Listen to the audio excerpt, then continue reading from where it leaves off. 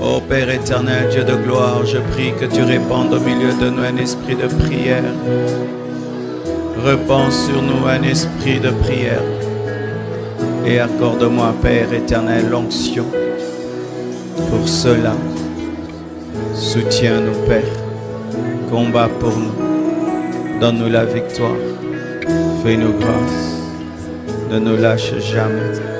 Nous te supplions, Seigneur. Ne nous lâche jamais, Seigneur. Ne nous lâche jamais, Seigneur.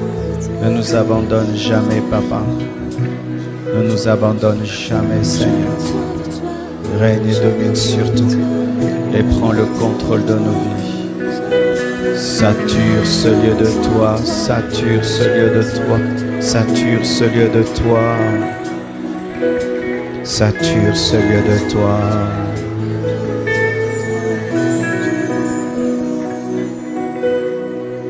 Merci Père éternel, au nom de Jésus-Christ. Alléluia.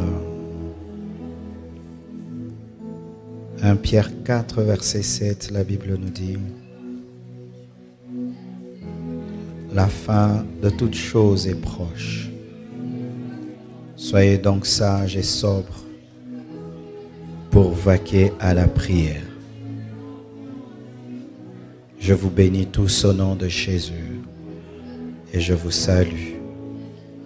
Pierre nous dit qu'à la fin de temps, nous devons être sages et nous devons être sobres. La sobriété, c'est la discipline. Et cette sagesse et cette discipline doivent nous conduire à une vie de prière. 4 choses sont importantes dans ce verset de 1 Pierre 4, verset 7. La fin des choses, la sagesse, la sobriété et la vie de prière. Devant la fin des temps, nous devons être sages et nous devons être disciplinés. Et cette discipline doit être une discipline dans la prière. L'Église des temps de la fin doit prier. Et la vie de prière se révèle comme étant une manifestation de la sagesse et une manifestation de la discipline. Quelqu'un qui est sage prie. Quelqu'un qui est discipliné prie. Surtout à la fin des temps. Parce qu'à la fin des temps, les temps sont durs. Le diable opère dans une grande séduction. Le mal s'amplifie. Les puissances de ténèbres travaillent au maximum pour la manifestation de l'Antichrist et pour la déviation des chrétiens. Et tout chrétien qui sait que nous sommes au temps de la fin doit prier et doit être discipliné. Si tu ne pries pas à la fin des temps, tu seras emporté. Si tu n'as pas de vie de prière à la fin des temps, tu seras détruit. Tout chrétien qui néglige la prière est un insensé. Tout chrétien qui néglige la prière est un indiscipliné. Et tout chrétien qui néglige la prière ne sait pas lire les signes du temps. L'eschatologie pousse à prier. L'eschatologie pousse à la discipline. Soyez des hommes de prière. Soyez des femmes de prière. Surtout à la fin des temps. Et notre modèle dans la prière, c'est Jésus. Et j'aimerais vous lire un passage de Luc 6, versets 11 à 12. La Bible dit, ils furent remplis de fureur et ils se consultèrent pour savoir ce qu'ils feraient à Jésus. En ce temps-là, Jésus se rendit sur la montagne pour prier et il passa toute la nuit à prier Dieu. Jésus, quand il sut que ses ennemis s'étaient dressés pour lui faire du mal, il a couru devant Dieu. Il a prié à la montagne, pas parce que Dieu est à la montagne, parce que c'est un lieu qui lui permettait d'être concentré, de ne pas être distrait, de ne pas être dérangé. Et il a prié comment? Il a prié toute la nuit. Toute la nuit. Je dis toujours que s'il y a quelqu'un qui ne doit pas prier, c'est Jésus. Parce qu'il a tout. Il est fils de Dieu. Et Jésus a prié plus que nous tous. Prié toute la nuit. Toute la nuit. Qu'est-ce qu'il demandait à Dieu? Des maisons, des voitures. Je crois qu'il demandait la force d'aller jusqu'au bout de sa mission, de ne pas être tué avant le temps, de réussir à tout faire pour la gloire de Dieu. Et tous les hommes qui ont eu la révélation de la fin des temps et qui ont pris Jésus-Christ comme modèle ont été des hommes de prière. C'est pourquoi aujourd'hui je ne vais pas enseigner, nous allons prier. C'est tellement une exhortation pour vous conduire à la prière. Nous aurons désormais, comme nous sommes dans des mises à jour, je vais vous enseigner même sur les mises à jour de l'Église à partir du dimanche, des mises à jour que Dieu m'a données pour l'Église et pour nous en tant que Compassion. Nous sommes une Église d'enseignement, nous enseignons beaucoup, mais il faut maintenant qu'on donne vraiment du temps à la prière. Amen. Et pas des fois, quand on a le jeûne, on a 30 matins, ça doit être un programme dans chaque semaine, un culte où nous venons prier. Amen. Et nous devons apprendre à venir à l'église pour prier aussi. Pas seulement pour recevoir un bon enseignement. Nos cultes doivent être remplis, même le jour où nous savons que le pasteur ne va pas enseigner. Il n'y aura pas un invité, mais c'est le jour où on va prier. Amen. C'est la volonté de Dieu. On ne doit pas seulement être dans l'enseignement, nous devons être aussi dans la prière. Et ce qui permet l'équilibre.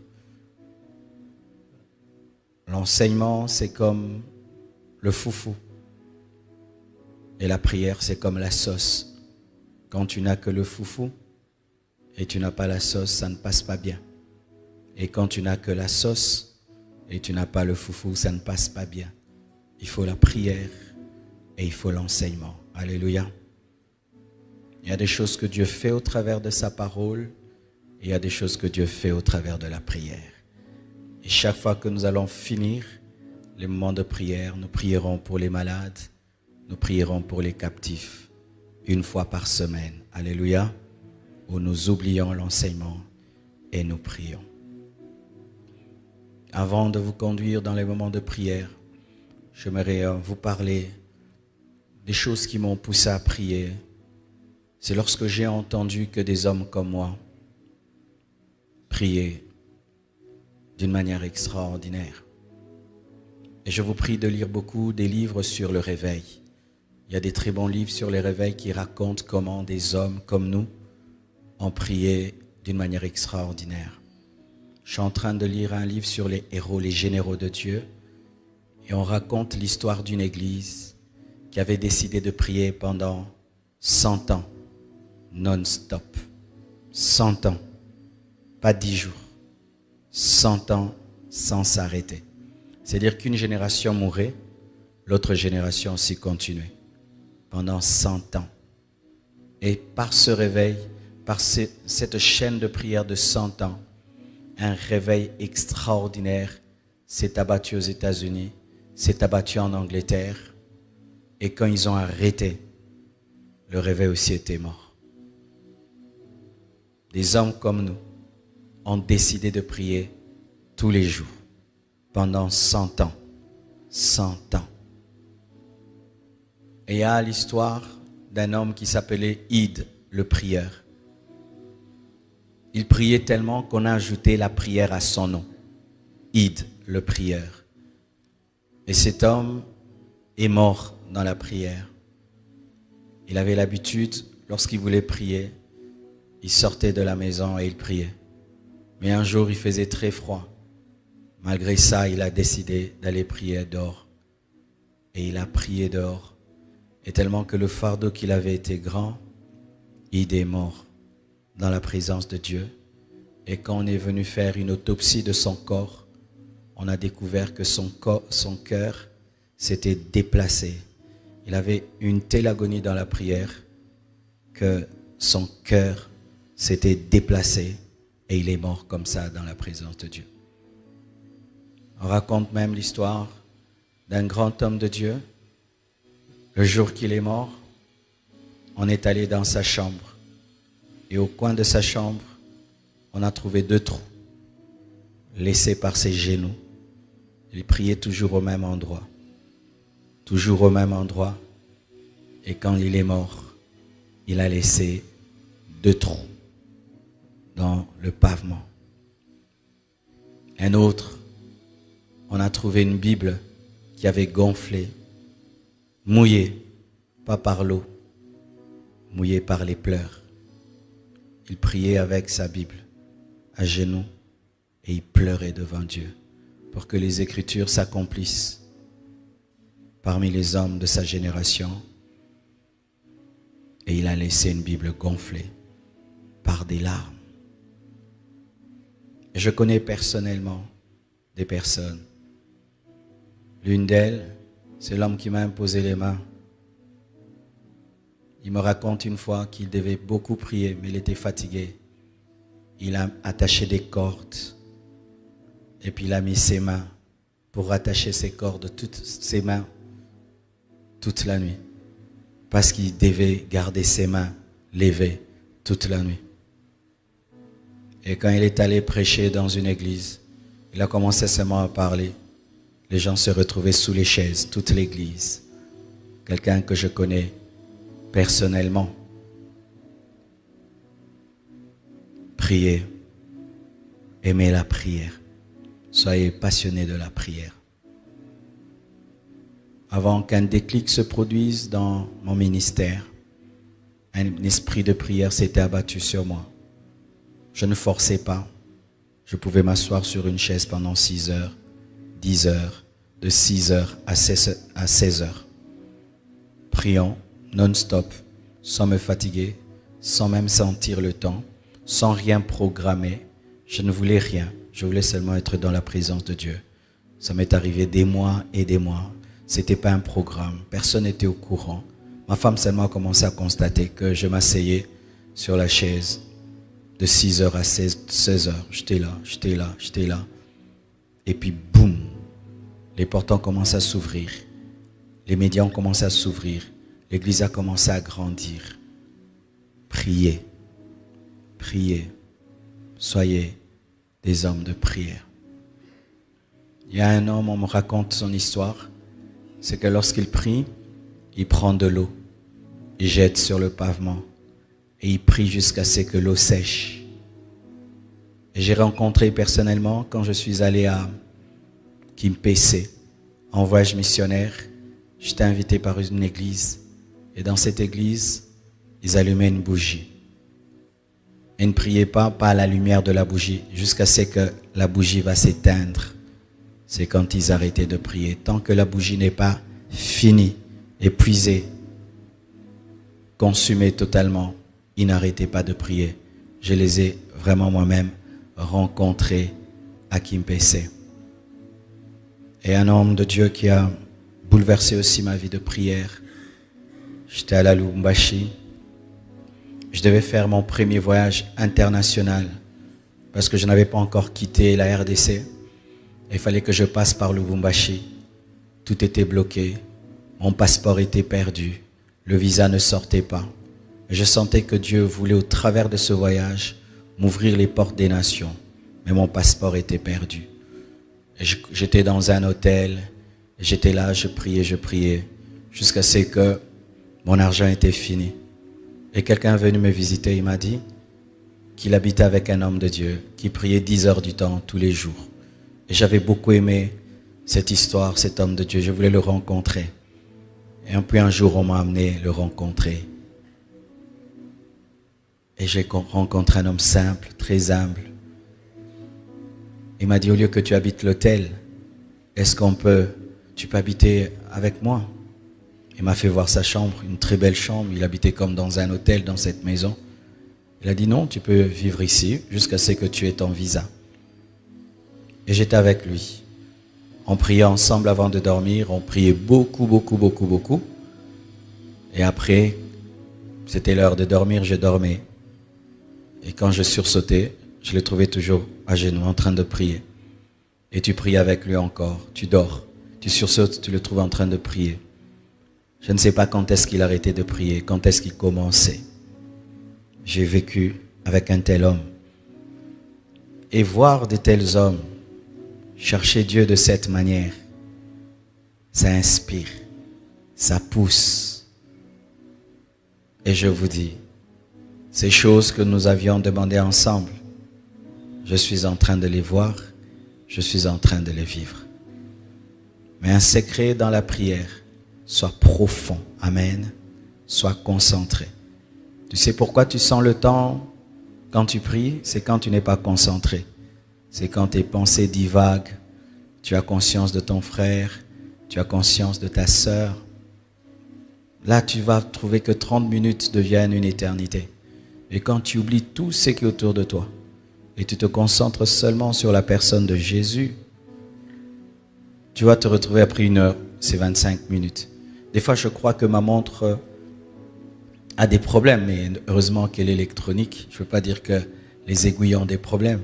Et des fois, je me dis, mais j'ai fait 2 heures, j'ai fait 3 heures. Mais comment? Je sens comme si c'est 30 minutes. Parce que dans la présence de Dieu, le temps disparaît. On ne sent plus le temps quand on est dans la présence de Dieu. Faites toujours l'effort quand vous priez, que ce soit à l'église, que ce soit chez vous à la maison, d'être happé par la présence de Dieu. Et une fois que tu es happé par la présence de Dieu, tu ne sens plus le temps passer. Tu ne t'ennuies pas, tu ne cherches plus les mots, tu ne cherches plus la position, rien du tout, tu n'as pas sommeil. Et si tu as sommeil et tu dors, tu as des visions. Alléluia. Priez, priez.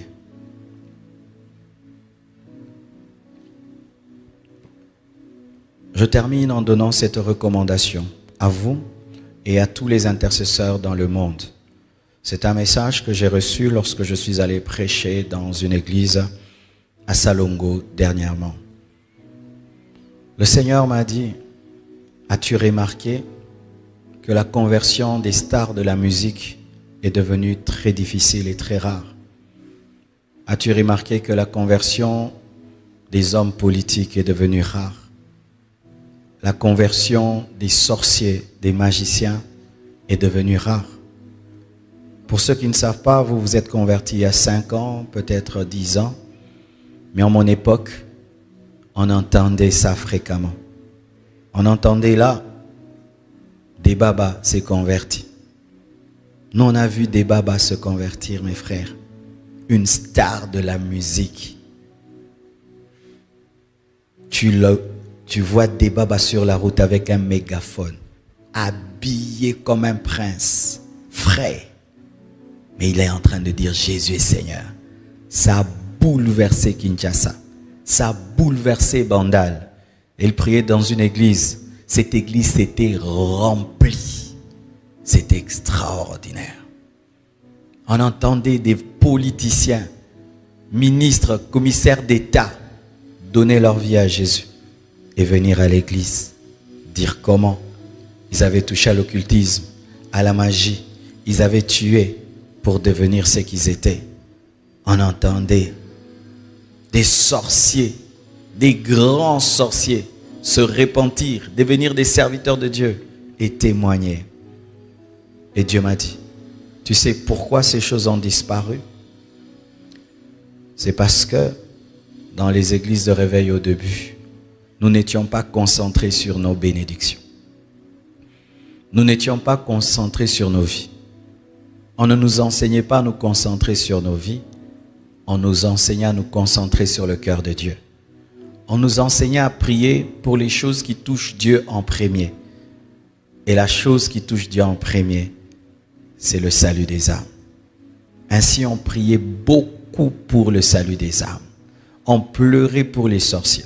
On pleurait pour les stars. On pleurait pour les autorités.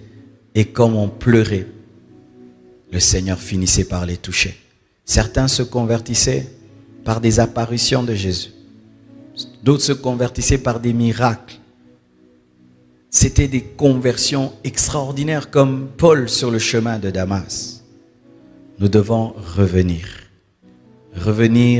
à ces prières d'intercession.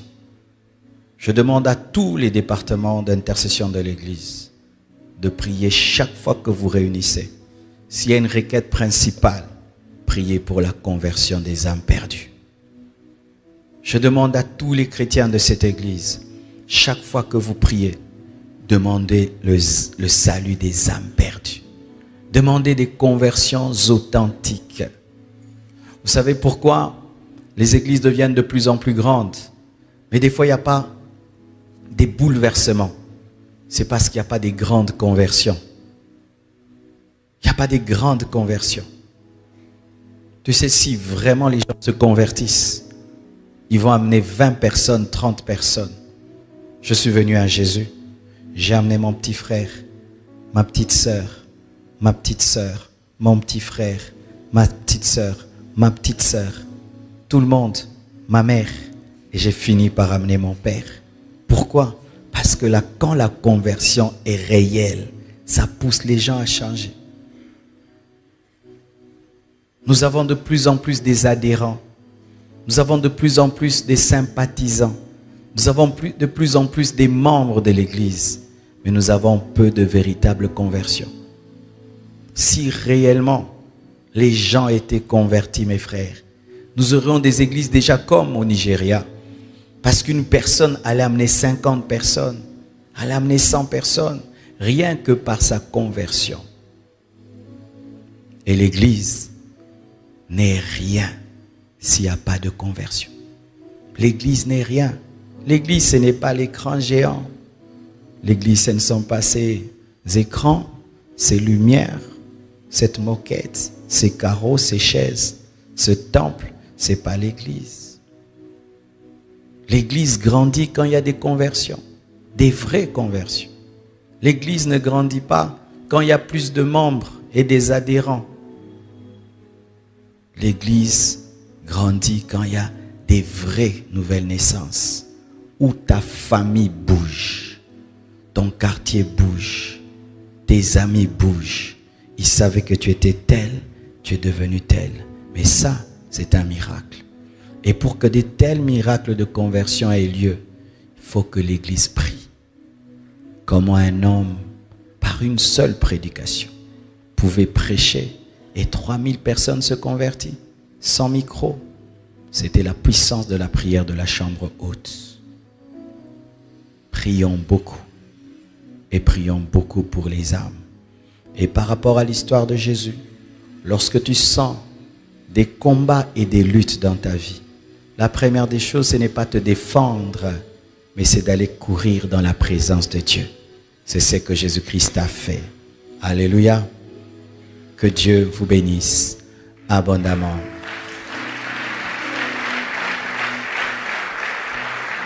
Tenons-nous debout. Nous allons prier pendant 1 heure. Et c'est le minimum. Jésus a dit, tu n'as pas su veiller avec moi pendant 1 heure. Alléluia. Alléluia. Jésus règne. Alléluia.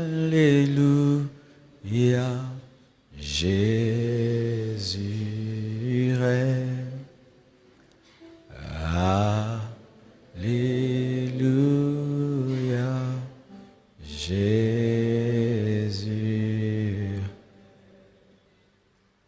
À jamais Jésus règne. Alléluia.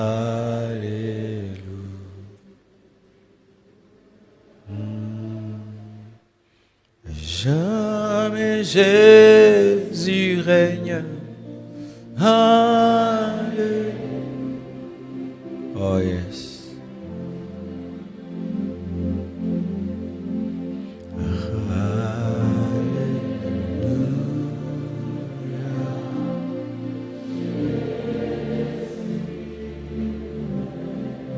Praises, praises.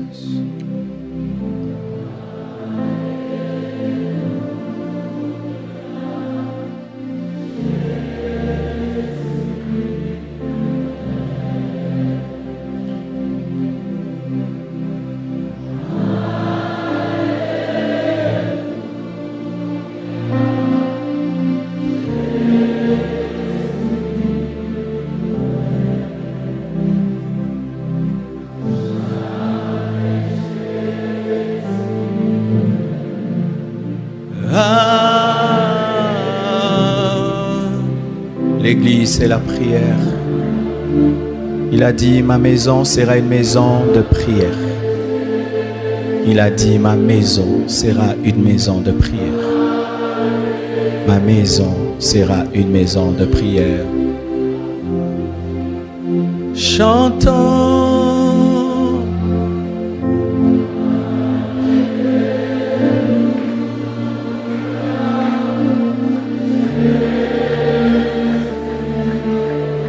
Même vous qui nous suivez sur Internet, ce n'est pas un culte d'enseignement, c'est un culte de prière. De prière.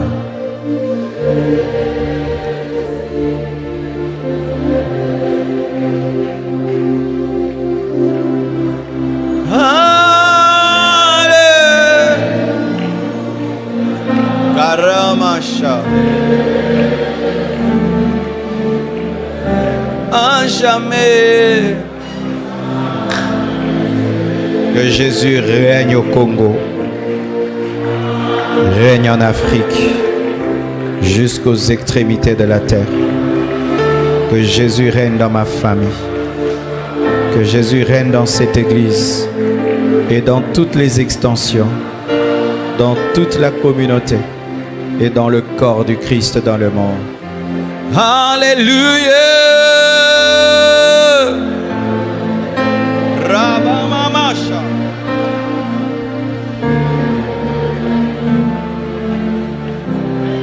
Tobondeli, tobondeli.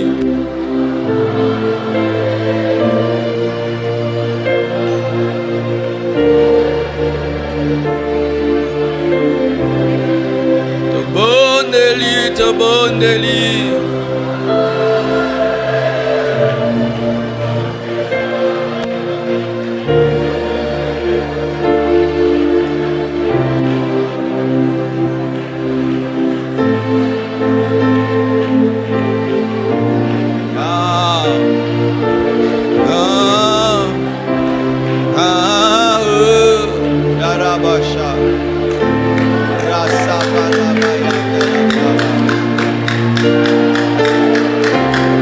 Prions, Église, prie comme Jésus, prie comme ton maître, prie comme ton maître Jésus, prie comme ton maître, prie comme ton maître, prie, prie comme ton maître, prie comme ton maître, prie, prie, prie, prie, prie.